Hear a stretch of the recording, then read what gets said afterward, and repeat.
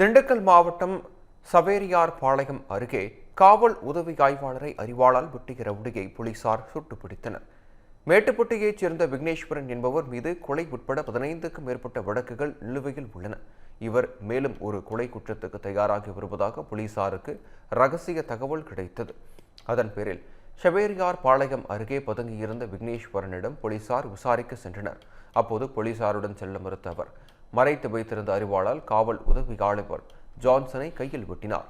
இதனையடுத்து அங்கிருந்த டிஎஸ்பி கார்த்திக் தற்காப்புக்காக விக்னேஸ்வரனின் இடது காலில் துப்பாக்கியால் சுட்டுள்ளார். படுகாயமடைந்த ரவுடி மற்றும் காவல் உதவி ஆய்வாளர் ஜான்சன் ஆகியோர் மீட்கப்பட்டு திண்டுக்கல் அரசு மருத்துவக் கல்லூரி மருத்துவமனையில் அனுமதிக்கப்பட்டனர்.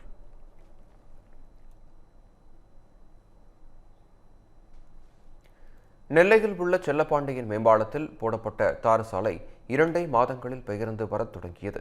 அப்பகுதி மக்களிடையே அதிர்ச்சியை ஏற்படுத்தியது.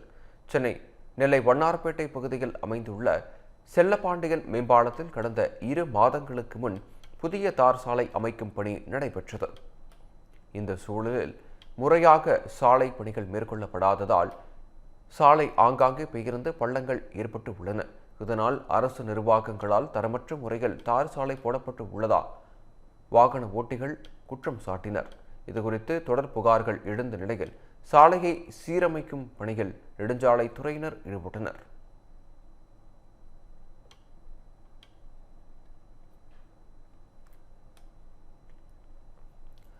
தருமபுரி அருகே சிதிலமடைந்து காணப்பட்ட கிராம சாலையை முறையாக சீரமைக்காமல் அலட்சியமாக செயல்பட்ட நெடுஞ்சாலைத்துறை அதிகாரிகள் மீது நடவடிக்கை எடுக்க பொதுமக்கள் கோரிக்கை வைத்தனர்.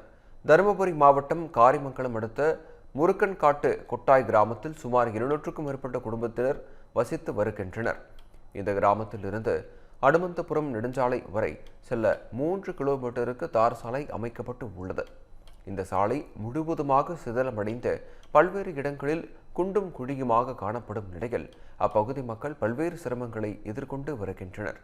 இதற்கிடையே சாலையை செப்பனிட்டு தருவதாக கூறி அங்கு வந்த நெடுஞ்சாலை துறையினர் பெயரளவுக்கு சாலையின் தொடக்கத்திலும் முடிவிலும் மட்டும் பேட்ச் ஒர்க் செய்துவிட்டு சென்றனர். இந்நிலையில் சாலையை முறையாக சீரமைத்து தராத நெடுஞ்சாலை துறையினர் மீது மாவட்ட ஆட்சியர் உரிய நடவடிக்கை எடுக்க வேண்டும் என அப்பகுதி மக்கள் வலியுறுத்தினர்.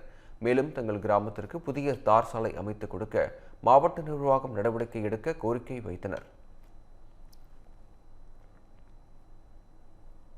வந்து 3 கிலோமீட்டர் வந்து பேச்சையா இருக்கு. ஃபர்ஸ்ட் போட்டது வந்து ரோடு வந்து ஒரு கொஞ்ச நாள் நல்லா இருந்துச்சு. அதுக்கப்புறம் ரோடு வந்து ரொம்ப டேமேஜ் ஆயிடுச்சு. டேமேஜ் ஆன பின்னாடி இப்போ வந்து ஒர்க் ஆர்டர் வந்திருக்கு.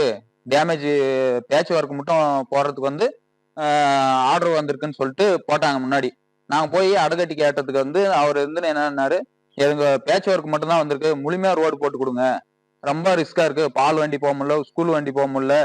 பஸ் 2 வீலர் ஆனா ரொம்ப சிரமமா இருக்குது. பஸ் எல்லாம் வந்துச்சுன்னா ஒதுங்க முடியறதில்ல, ரொம்ப கஷ்டமா இருக்குது.